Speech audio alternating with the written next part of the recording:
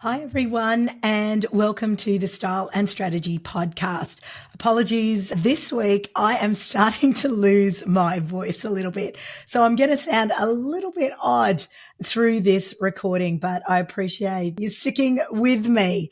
Anyhow, look, I'm really excited to introduce our next guest on the Style and Strategy podcast, Esther Hephzibah. Esther is a renowned leadership coach, speaker, and founder of the Shine Transformation Solutions. With over 15 years of experience spanning multiple continents, Esther has dedicated her career to empowering women through inclusive leadership, emotional intelligence, and personal development. She's a certified coach with John C. Maxwell and has inspired countless individuals through her dynamic speaking engagements and transformation coaching programs. Esther's journey is a real testament to resilience and transformation. She was originally from Nigeria, where she faced significant challenges upon moving to Canada, including joblessness and navigating an unfamiliar job market. Through her determination and expertise, she founded Shine Transformation Solutions, where she now helps immigrant women and leaders overcome barriers to actually achieving their full potential. I really hope that you enjoy today's podcast. I'm Sonya, a personal brand and style coach. My journey began in the corporate world and through lived experiences has led me where I am today. I've walked in those uncomfortable shoes, faced the same challenges and questioned my path to professional success while simultaneously navigating my personal style journey and the challenges that each decade brings. I wholeheartedly believe in the fusion of personal brand and style strategy. My mission here is to provide you with practical, actionable strategies and lived experiences to help you unlock your next level of success through the power of personal brand and style. Let's get started. Welcome to the Style and Strategy podcast. I am so excited to be chatting with Esther Hephzibah. So she's actually based in Canada and we met through a mutual group that we're a part of. So I'm really thrilled to be able to chat to her today. So Esther, I really want to start off around that journey, that start of your journey to get to where you were today. Tell me a little bit around, as I understand it, you've migrated from Nigeria to Canada and then you really faced some challenges when you first arrived in Canada. How do you think some of those challenges really started to shape your approach to leadership and personal development? Thank you so much, Sonya, for having me on the podcast. It's my pleasure to be here, and I'm looking forward to adding value to your audience today. So I would say that moving to Canada I always say it's moving halfway across the world from my country, Nigeria, where I'm culturally from. And I think one of the biggest challenges that I faced was not really understanding the fact that I'm changing environments and the impact that would have on my holistic being, so my mental health, my kids. I have two kids and I still have two kids, but they were really young at the time. My youngest was like 4. But moving into a country where there was no family member and starting life from, ground zero was quite a big mountain to climb. But interestingly, one of the things that drove my decision of moving from my country was the loss of my only brother.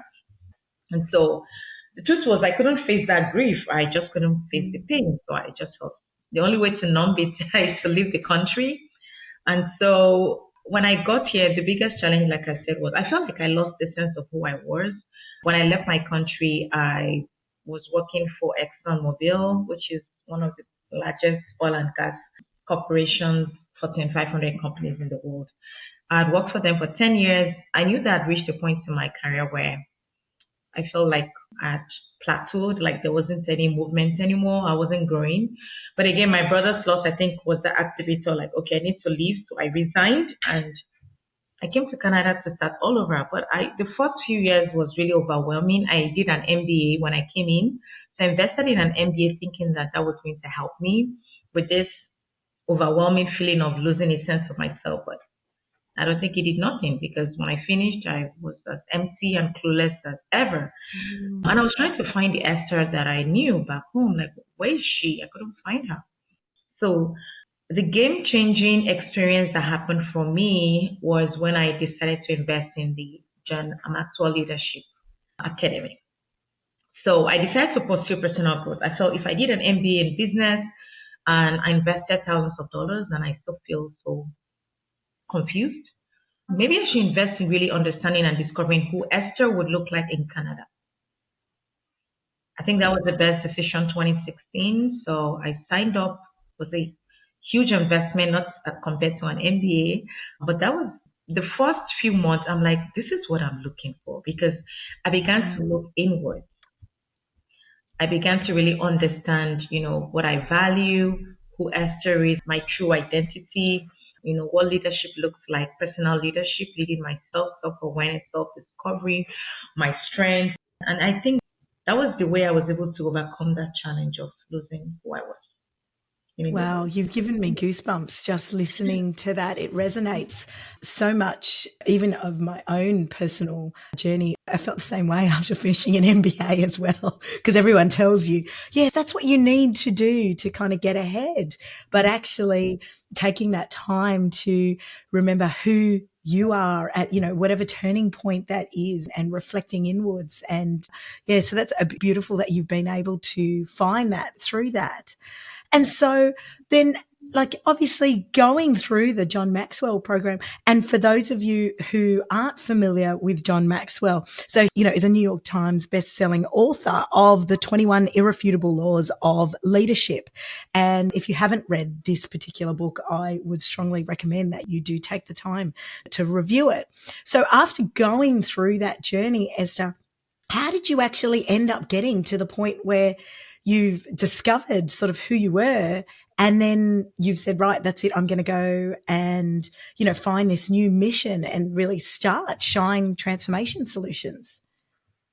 Well, I would like to start with a quote by Nelson Mandela. He said that when you climb one mountain, you discover that there are many more mountains to climb. So 2016, when I joined John Maxwell, I found that, okay, that was the first level of really discovering who I am in Canada and really what the future holds. And I began to find that there were next levels that I could explore and I could activate. And so I'm very passionate about empowering women. I believe that's my God-given assignment on earth. And so what I decided to do with that investment when I worked on myself to that degree of really understanding what self-awareness looks like from a personal leadership perspective, I decided to start pouring into women in 2017. So I would hold mastermind groups. And I think it was also testing the waters, like what I'm learning from John Maxwell in terms of personal growth and leadership.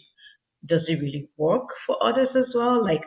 So I went out and it was powerful because I looked for a job for 2 years after an MBA and I was doing some odd jobs of cleaning and home care work, which there's nothing wrong, but that wasn't my expectation. I needed a return on investment for an MBA degree. And so I found that investing in personal growth and leadership was a game changer because when I did this mastermind group, people will pay me as $250 for 4 weeks for group coaching. And I'll get 10 women. So within 1 year, I got a return on investment on investing in personal growth with John Maxwell. Yeah. So I became a coach for women leaders. And it was interesting because I began to see people's life change in terms of transformation. So they will give me testimonials. This is who I was. When I came into this mastermind, this is what I'm living with. One of the books that really changed my perspective and life, and I also helped women with, it's called Intentional Living, and really helps you understand how to define success and significance from a place of personal growth. So, fast forward 3-4 years, I began to see people were paying me for doing what I love to do. So I think I began to see now I find Esther. Now I know what she enjoys doing, what she can do effortlessly, what I call my shine factor or my shine zone. But I really enjoy impacting and empowering these women with these resources. So in the corporate world, I went back to Exxon in Canada. I went into middle management. So I was one of their senior leaders, and while it was, it was good pay and all of that, I think progressively I found that it wasn't giving me that inner glow and joy that I really wanted. I felt it was just like I was wearing a mask. So on the outside, people said, wow, you have a good job, right? But on the Yeah. inside, I wasn't waking up with that. And so 2019, I had a burnout because I was over functioning. I had some personal Mm. relationship issues as well. And I had, my boundaries were not in place at all. Again, culturally, we're not taught boundaries. I don't know how many of you understand that young girls, nobody taught me boundaries. So I kept on saying yes to everything until I ended up in the hospital with a lump in Wow. my breast and I was burnt out. So I think 2019 was where I hit rock bottom and I said, okay, something has to change. So 2020, they had an organizational restructuring in Exxon, and the way things were going, it sounded like they were going to just put a lid on my potential. Mm. And I said, you know what, I'm ready to go. It was hard. People felt I was crazy. Like, are you okay? Like, how would you live? Like, why would you do that to yourself? But I knew that what I was looking for, something that would embrace my true identity and also value my mind, my soul, my body. It's That you've was given my me goosebumps. And so you made that choice, and yeah, then yeah. And I started. So I took a 6 month career break. So that was February 2020. I took 6 months and I said, okay, this is the value I've added to women in the past 5, 6 years on the side as a side hustle. What if I decide to turn this into a more sustainable way of adding value to women and start my own business? mm, So I took 6 months off. It was a time of deeper self-reflection, and I'm a person of faith, and I have what I call the 5 F's, which is my values. And the first F is my faith. So for me, my faith is really God as a creator. And so that 6 months, I really focused on sharpening and strengthening my relationship with God and understanding what next steps will look like after leaving the corporate world. And so it became clear that I was meant to shine my light. My name is Esther and it means light. So, there was so many revelation I had in that 6 months to go out into the world and be a light and bring transformation to others. So September I started sharing transformation consulting. wow. That's an incredible journey to go through and then really identify that point in time when you saw that there was going to be a lid, and I love the way you worded that, a lid on your potential, to be able to then have the courage and the strength to be able to step out and say, no, it's time to back myself, which I know many of us, challenge those events might happen, but because we're so in the go and running, sometimes you don't see the opportunity there or open up to take that opportunity and really back yourself on it. So when given that you've gone through those personal experiences and you have, structure and frameworks around supporting women around that, how do you think, do you help individuals or women identify and overcome some of their own limiting beliefs around that? That's a great question.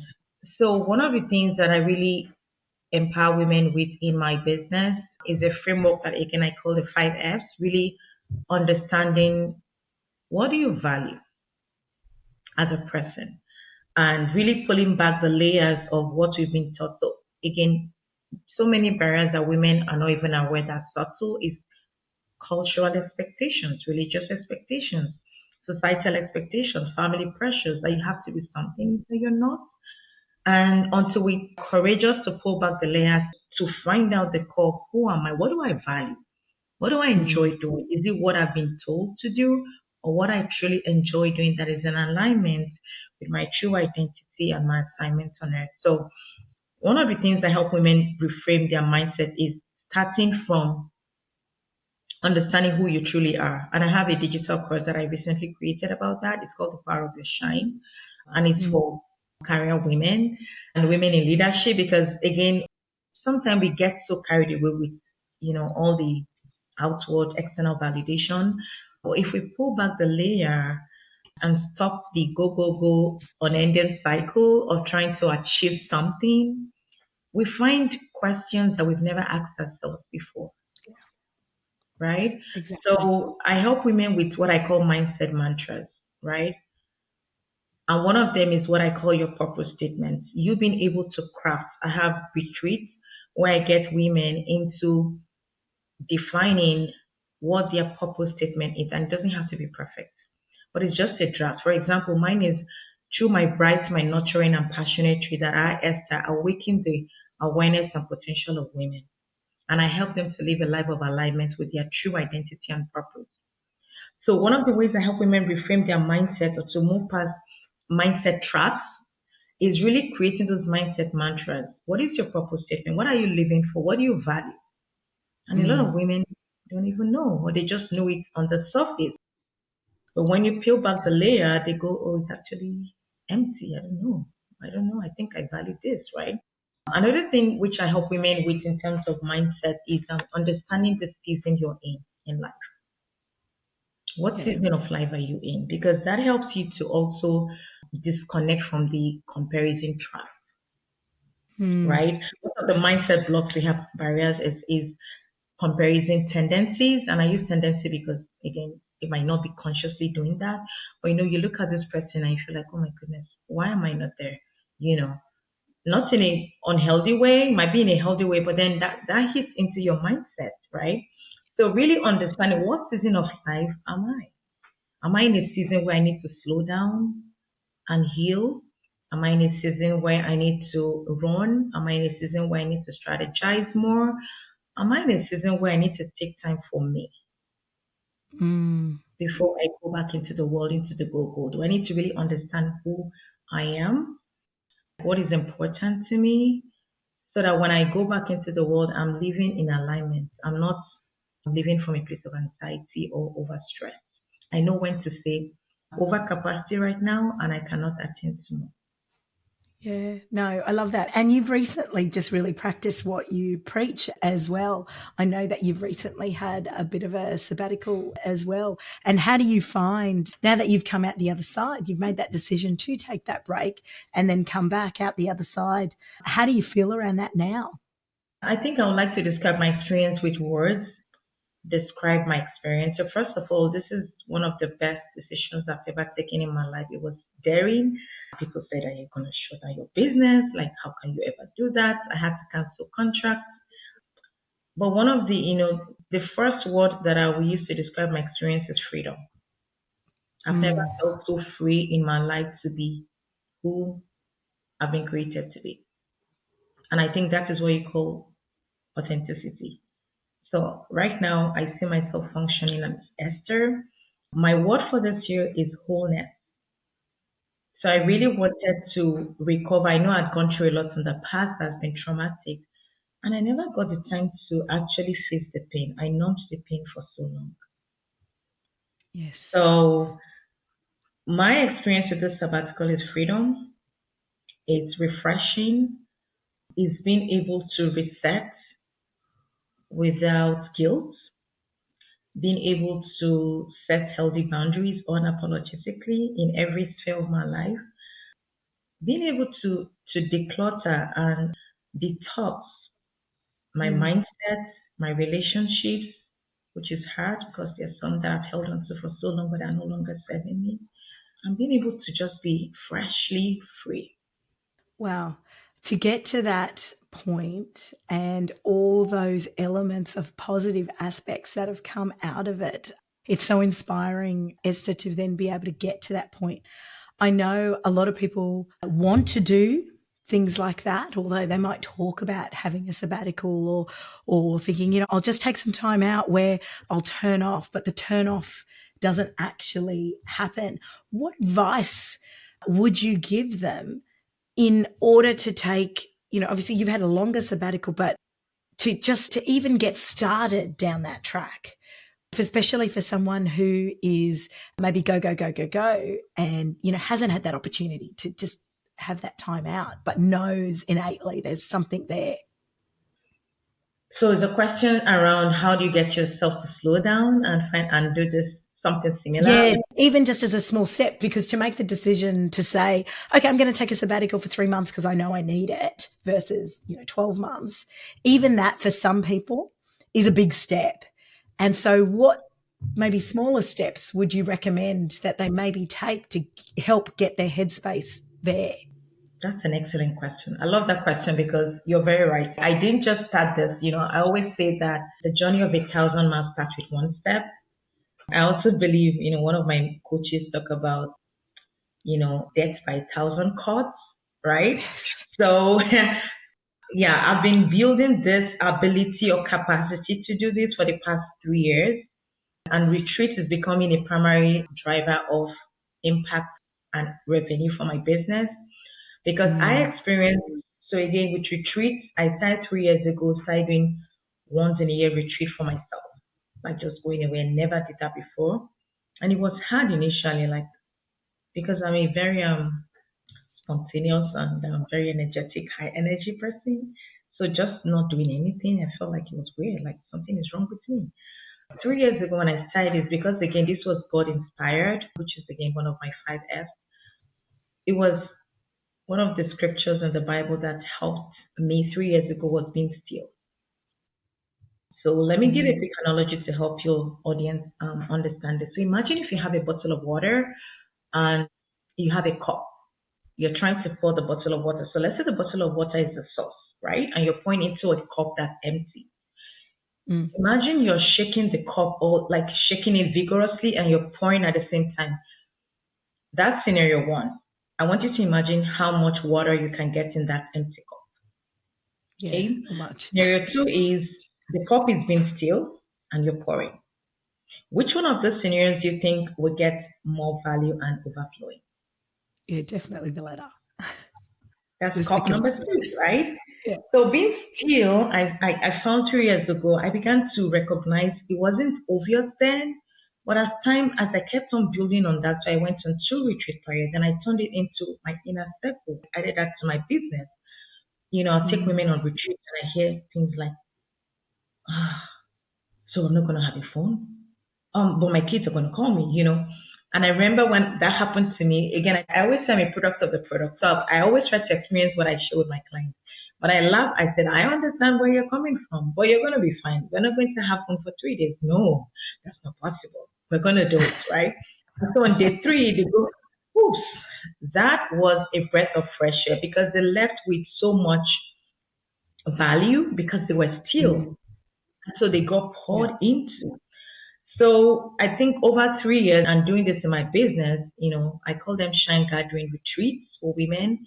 I feel like if you want to start something like it, first of all, you want to have a community or a support system that understands what you're trying to do and can hold you accountable, right? Yeah. So even when you feel like, oh my goodness, I can do this and I teach my clients as well, not just the big retreat, but even on the daily basis, what would retreat look like?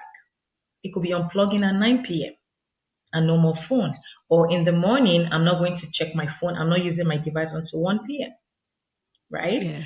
So I think it's those small daily rituals and practices that helps you to unplug and recognize the power of retreat, and then you build on Yeah. Love that. So important. I might have to get myself over to Canada for a retreat at some point. it. Yes, we have the next one in September, so we'd love to have you. Lots to happen. Well, I haven't been to Canada and I've always wanted to go. So it might be an excuse too. Yes, we Look, would love so to have you. as you Yeah, thank you. As you know, I really focus with my clients around personal brand and their style. And, what you said really in the beginning very much resonated with me because I am much more not about the superficial side. It's actually about really understanding who they are internally and being able to align those two together.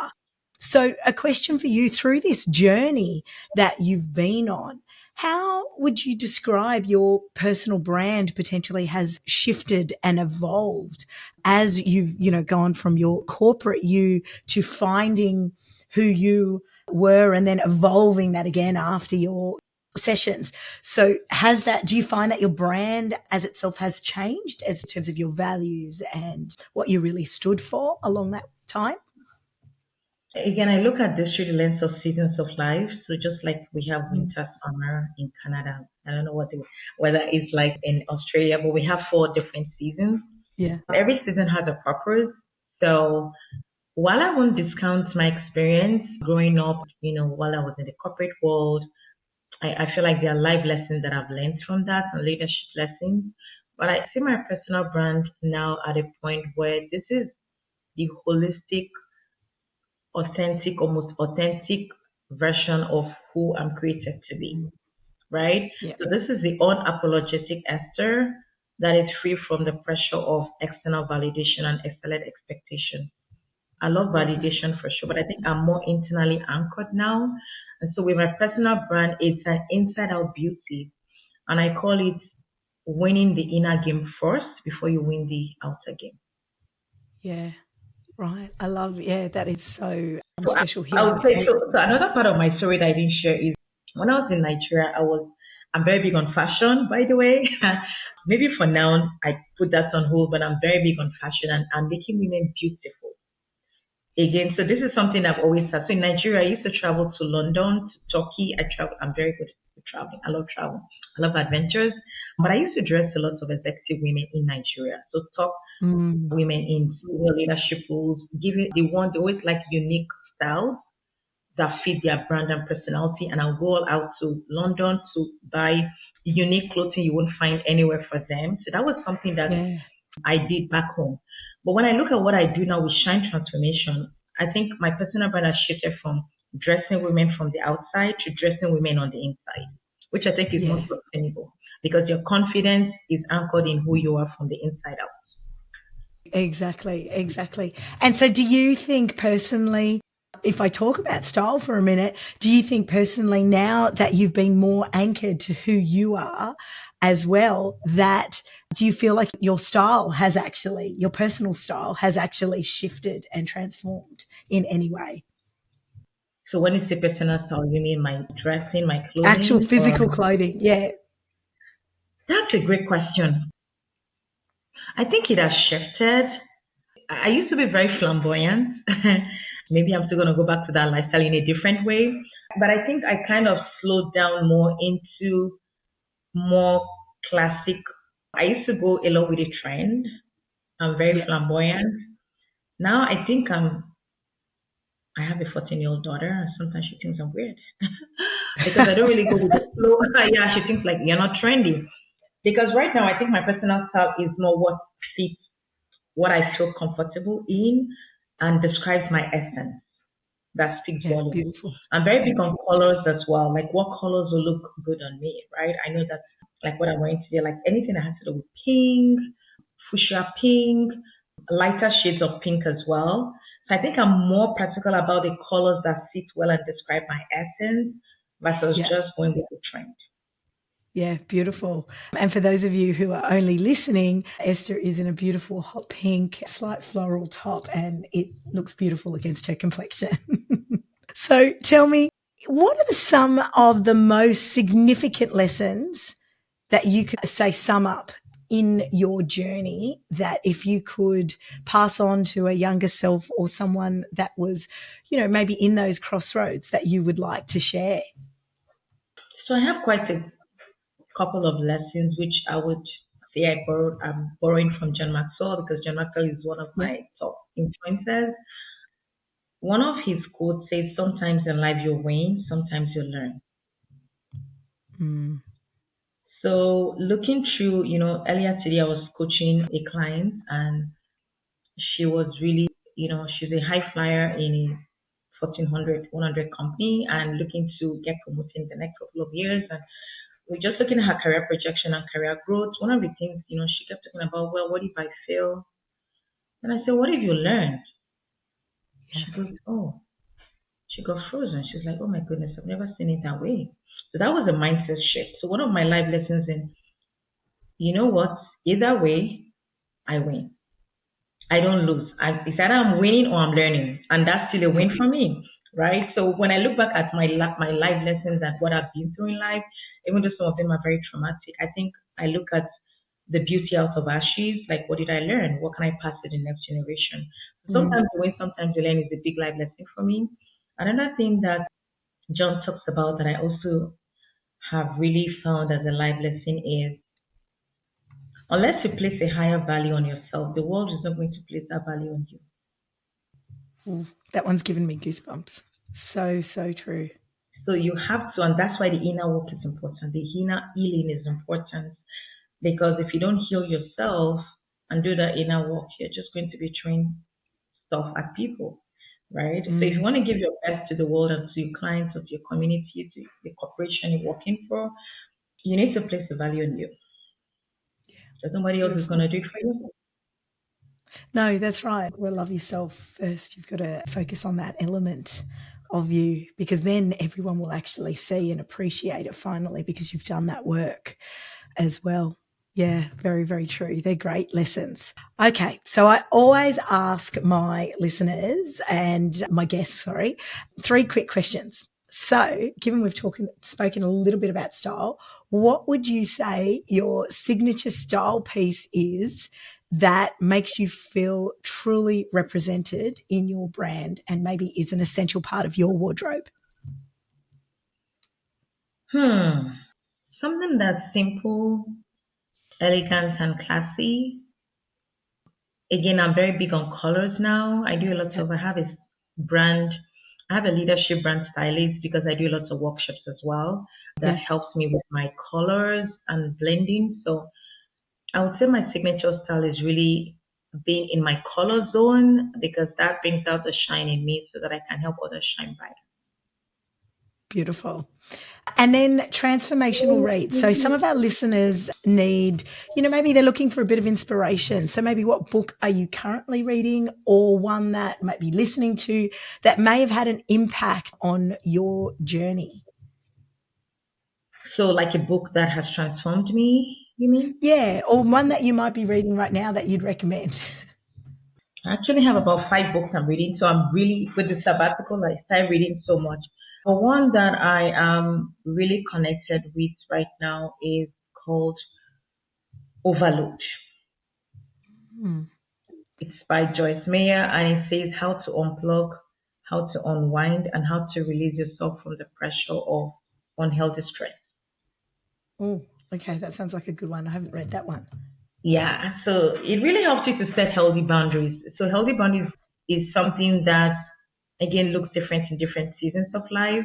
But this book has really helped me to understand how to set boundaries in whatever season of life I find myself or whatever environment I find myself, how to love myself without losing the best of who I am.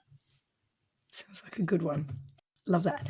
So then finally, we all have those days where we need an extra boost. What's your quick mindset ritual or something you do to help you feel empowered and maybe ready to tackle anything? I'm actually practicing it right now. And that's just take a deep breath. Count 1 to 5. Just take a deep breath. I call it the mindset reset moment, MRM. It's a daily ritual that when I get anxious or I'm about to take a big decision or my emotions are very high and big and I just feel like pounding the table or doing something, I remind myself, all right, it's time for a mindset reset and I just count 1 to 5, like maybe 4 or 5 times in the space of 5 minutes. Just deep breath because that's one of the things I did in my sabbatical was learning breath work and how to reset the nervous system, and it's Mm. been life changing. I actually taught my kids as well. I have 2 teenagers, but really helping your body to reset. Yeah, I acknowledge you're feeling this way. Well, let's reset your mind, let's reset your body, and let's reset your soul. Oh, I love the simplicity of that one and managing your own and regulating your own nervous system in such a simple way can be so beneficial in so many different circumstances. So I love the practicality of that particular tip as well. Esther, if someone wants to get in contact with you or follow your journey or anything like that, I'll make sure I have it all in the show notes, but where can they find you? Well, I always love anyone listening to me to shine with me. So you can find me on shinewithesther.com. Brilliant. Thank you so much, Esther. It's been an absolute pleasure chatting with you today. And thank you so much for being on the Style and Strategy podcast and sharing your journey and tips with my listeners. Thank you so much for being part of this inspiring episode. If you found value in today's discussion, please don't keep it a secret. Share it with a friend on social media, tag me at Your Style Collective and leave a review. Your support means the world. Join me again next week for another empowering episode of Style and Strategy, the leadership series. Thanks so much for tuning in. And remember, you're already taking that first step towards your transformation journey. See you next time.